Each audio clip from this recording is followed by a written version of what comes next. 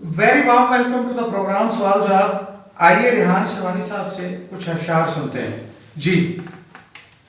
मुझमें न बसे कोई और मैं हूं कि अब एक अजब अजीब आदमी। दिल के उचाट बसती है मोहब्बत और मैं हूं कि अब एक अजब अजीब आदमी।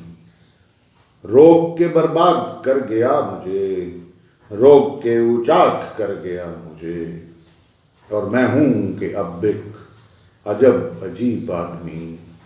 मुझमें न बसे कोई, मुझमें न बसे कोई, और मैं हूं कि अब एक अजब अजीब आदमी।